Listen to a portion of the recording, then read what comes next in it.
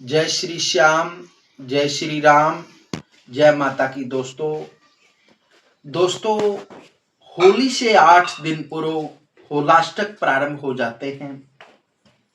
इन होलक अष्टकों में कौन से कार्य निषेध माने जाते हैं और कौन से कार्य करने शुभ रहते हैं और होलाष्टक का प्रभाव किन नक्षत्रों में होता है और होलाष्टक में किन देवताओं की उपासना करनी चाहिए और होलाष्टक में विशेष ग्रहों का प्रभाव कैसे होता है, संपूर्ण जानकारी आपको इसी वीडियो में प्राप्त होगी। सबसे पहले होलाष्टक की बात करते हैं। फाल्गुन शुक्ल पक्ष की अष्टमी से पूर्णिमा तक होला अष्टक होते हैं, जिनमें ग्रह उगर हो जाते हैं।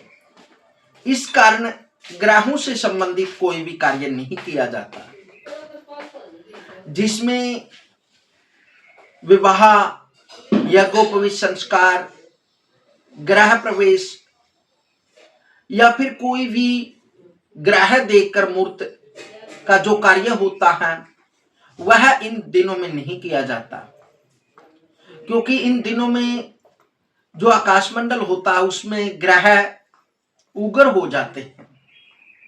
उगर होने के कारण इन होलाष्टकों में इन कार्यों को वर्जित माना जाता है। और वैसे भी ये दिन कुछ उग्र स्वभाव के होते हैं, जिनमें कुछ मानसिक बेचैनियां, अशांति व थोड़ा चिड़चिड़ा स्वभाव होता है, जिसके कारण इन दिनों में कोई शुभ कार्य नहीं किया जाता। क्योंकि अष्टमी के दिन चंद्रमा उगर हो जाते हैं और नवमी के दिन सूर्य उगर होते हैं, दशमी के दिन शनि उगर होते हैं और एकादशी के दिन शुक्र उगर हो जाते हैं। द्वादशी के दिन बृहस्पति उगर होते हैं और त्रयोदशी के दिन बुध उगर हो जाते हैं। चतुर्दशी के दिन मंगल उगर होते हैं और पूर्णिमा अर्थात होली के दिन राहु उगर होते हैं। इस कारण ग्रहों को देखकर जो कार्य किया जाता है, जैसे विवाह, मुंडन, यज्ञोपवीत संस्कार, ग्रह आरंभ या कोई भी ग्रहों को देखकर मूर्त नई वस्तु खरीदने का, सोना चांदी, गाड़ी आदि किसी भी प्रकार का जो आपने ग्रह देखकर, ग्रहों का बल देखकर मूर्त निकालना होता है, उससे संबंधित कार्य वर्जित माने जाते हैं। और होलाष्टक का प्रभाव विशेषकर जितना भी उत्तरी भारत होता है उसमें होलाष्टक का प्रभाव रहता है। इनमें विशेषकर पंजाब, हरियाणा आदि अनेक जो भी पुष्कर के तीर्थ के नजदीक जितने भी नगर होते हैं, जितने भी गांव होते हैं, उनमें होलाष्टक का प्रभाव होता है। तो इसलिए ज्यादातर जो उत्तरी भारत है उसमें होलाष्टक का प्रभाव रहता है। इसलिए इन दिनों में विशेषकर अपने इष्ट देवता की आराधना करनी चाहिए और इन कर्मों को नहीं करना चाहिए जो ग्रहों को देखकर किए जाते हैं। जो कार्य बच्चे जन्मने के बाद हवन यज्ञ किया जाता वो कर सकते हैं, या कोई भी मृत आत्मा के प्रति कर्म किया जाता है वो कर सकते हैं।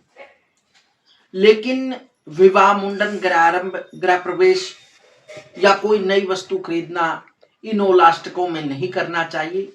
वैसे अपने पितरों के निमित्त अनुष्ठान कर सकते हैं या फिर शिव की आराधना कर सकते हैं, भगवान श्री कृष्ण की आराधना कर सकते हैं। तो इन दिनों में ग्रह जो उग्र हो जाते हैं, जो आकाशमंडल में प्लैनेट होते हैं वो उग्र होते हैं, जिसके कारण इन दिनों में किए गए शुभ कार्य शुभ नहीं होते। क्योंकि इन दिनों में प्रकृति में भी कुछ बदलाव होता है, क्योंकि सर्दी के समाप्ति का समय होता है और गर्मी आ जाती, जिसके कारण थोड़ा मन बेचैन रहता है, थोड़ी अशांति सी रहती है। इस कारण से इन कार्यों को वर्जित माना जाता है। और विशेषकर इन दिनों में भगवान शंकर के निमित्त आप कोई भी आप पूजन कर सकते हैं। भगवान शिव को प्रसन्न करने के लिए अनेक मंत्रों की स्तुति व ध्यान, बंदन, पूजा, जप आदि कर सकते हैं। इन ओलाष्टकों में विशेषकर सुंदरकांड का पाठ करना विशेष मंगलदायी रहता है। या फिर माँ भगवती की उपासना भी कर सकते हैं, क्योंकि ये विशेषकर तंत्र के दिन होते हैं। क्योंकि इन दिनों में विशेषकर ध्यान रखा जाता है, स्वच्छता का भी ध्यान रखना चाहिए। और विशेष जो भी पूजा पाठ है आप नित्य प्रति करते हैं उनको अवश्य करना चाहिए, लेकिन मांगलिक कार्यों को वर्जित माना जाता है।